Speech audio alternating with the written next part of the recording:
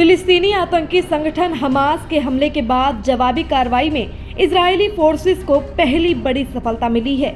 Israeli forces ने Hamas के naval commander Mohammed Abu Ali को उठा ले गई। जी हां, मोहम्मद अबू अली के ब्रिगेड ने ही इजरायली म्यूजिक फेस्टिवल पर भयावह हमला किया था। इजरायली वायुसेना ने उस इमारत पर भी बम गिराया जहां आतंकवादी संगठन हमास के बड़े कमांडर रहकर युद्ध का संचालन कर रहे थे। आतंकी संगठन के कई ऑपरेशनल मुख्यालयों को भी निशाना बनाया गया। हमास के कमांडर मोहम्मद कास्ता के दफ्तर पर भी एयरफोर्स ने बम गिराया। इससे वो मौके पर ही ढेर हो गया। वो हमास के नौसैनिक बल से जुड़े हुए थे। इसके बाद इजरायली फोर्सेस हमास के naval commander Mohammed Abu Ali को अपने साथ उठा ले गई।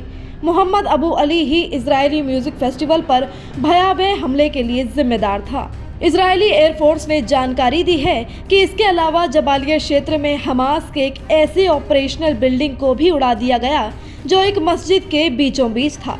हमास खुफिया विभाग द्वारा इस्तेमाल की जा रही एक संपत्ति को भी इजरायली वायुसेना ने मलबे में तब्दील कर दिया।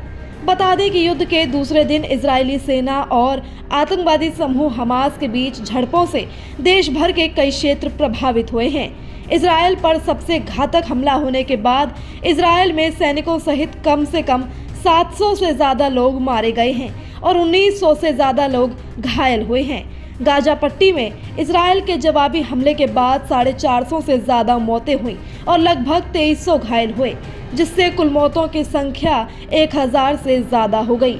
गाजा पट्टी में इजरायली सैनिकों को मुश्किलों का भी सामना करना पड़ रहा है। वो जब भी हमास के आतंकियों से सीधे लोहा लेने की कोशिश करते हैं तो ये आतंकी वहां की महिलाओं और बच्चों को ढाल की तरह आगे खड़ा कर देते हैं। इससे इजरायली सेना पूरी ताकत से उन पर हमला नहीं कर पा रही है। आतंकियों से लड़ रहे इजरायल की मदद के लिए अब सुपर पावर अमेरिका भी आगे आ गया है। अमेरिका इजरायल के समर्थन में हथियार और उपकरण भेजने की तैयारी कर रहा है।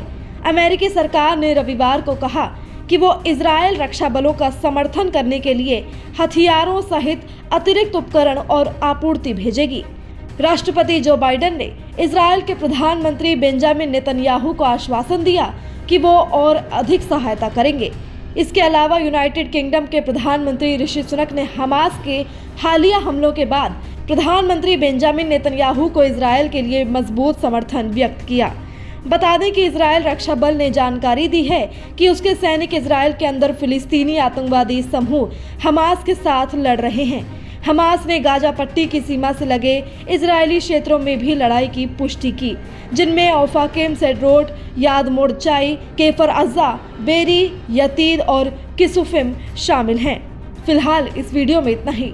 देश दुनिया से जुड़ी तमाम न्यूज़ अपडेट्स के लिए आप जुड़े रहें सहारा समय के डिजिटल प्लेटफॉर्म के साथ। धन्यवाद।